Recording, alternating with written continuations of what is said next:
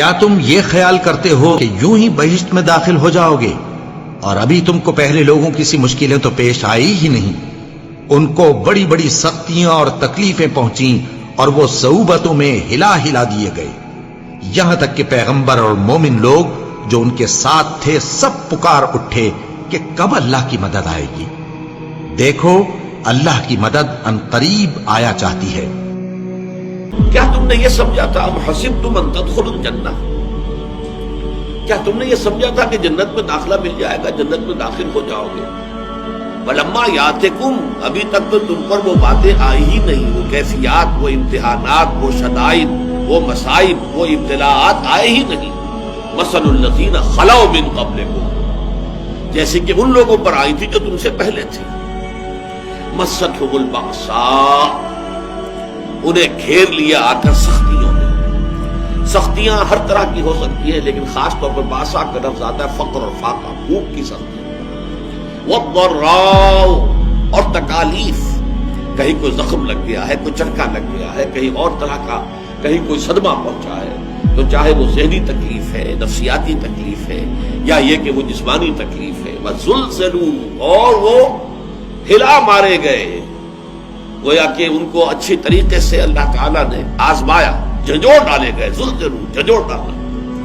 حتی یقول الرسول والذین آمنوا معہ، یہاں تک کہ کہہ اٹھتے تھے وقت کے رسول بھی اور ان کے وہ لوگ بھی جو ان کے ساتھ ایمان لائے تھے، متی نصر اللہ، اللہ کی مدد کب آئے گی؟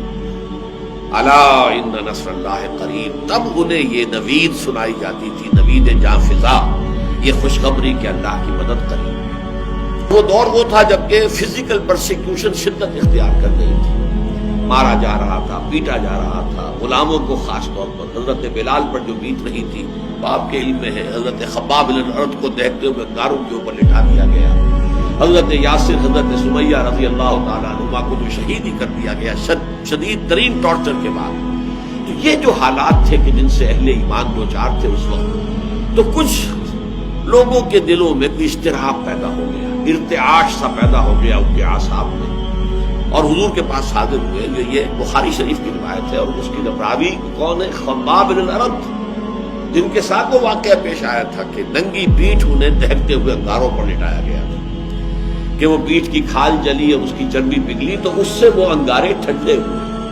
اس درجے جو ہے تعذیب، اس درجے ٹارچر سے جو شخص گزرا تھا، اس نے اگر آ کر کہا ہے، حدیث کے الفاظ یہ کہ حضور اس وقت خانہ کعبہ کی ایک دیوار کے سائے میں اپنی چادر کی ٹیک لگا کر آپ استراحت فرما رہے تھے. تو ہم حاضر ہوئے، ہم نے عرض کیا حضور اب تو یہ مصائب ناقابل برداشت ہوتے جا رہے ہیں، الا تدعو لنا، آپ ہماری دعا نہیں کرتے کہ اللہ تعالیٰ کی طرف سے نصرت آ جائے؟ تو حضور نے بھی کچھ اظہار ناراضگی فرمایا. آپ اٹھ کر بیٹھ گئے اور آپ نے کہا خدا کی قسم تم بہت جلدی مچا رہے ہو، تم سے پہلے کے لوگوں پر تو وہ مصیبتیں آئیں جو تم پر ابھی آئی ہی نہیں ہے. تم سے پہلے جو امتیں تھیں جو ایمان لاتے تھے رسولوں پر، ان کا تو یہ بھی ہوتا تھا کہ زندہ آگ میں جلا دیے جاتے تھے، یہ بھی ہوتا تھا کہ لوہے کے کنگھوں سے ان کی ہڈیوں پر سے ان کے گوشت کو کھرچ لیا جاتا تھا، یہ بھی ہوتا تھا کہ ایک گڑھا کھود کر ایک آدمی کو گاڑ دیا جاتا تھا اس میں، اور پھر اس کے سر کے اوپر آرا رکھ کر چیرنا شروع کرتے تھے اور پورے جسم کو دو حصوں میں تقسیم کر دیتے تھے، لیکن پھر بھی وہ ثابت قدم رہتے تھے. تو تم تو جلدی بچا رہے ہو. خدا کی قسم وہ دن آ کر رہے گا کہ ایک سوار صنعاء سے حضر موت تک سفر کرے گا اور اسے سوائے اللہ کے کسی کا خوف نہیں ہوگا، لیکن بہرحال وقت لگے گا. تو اللہ تو ظاہر کر کے رہے گا ان کو کہ جو سچے ہیں، واقعی صادق الایمان ہیں، اور ان کو کہ جو جھوٹ موٹ کے ہی مومن بنے پھرتے ہیں، جو حقیقت میں مومن نہیں ہے بلکہ صرف یہ کہ انہوں نے ایمان کا لبادہ اوڑھ لیا. اللہ تو لازماً ظاہر کر دے گا کون حقیقتاً مومن ہے اور کون منافق ہے. یعنی جو جھیل نہیں سکتا، جو تحمل نہیں کر سکتا، جو برداشت نہیں کر سکتا، جس کی ہمت جواب دے جاتی ہے، جو پیٹھ دکھا دیتا ہے، جو پسپائی اختیار کرنا شروع کر دیتا ہے، پھر وہ مومن نہیں ہے، وہ منافق ہے.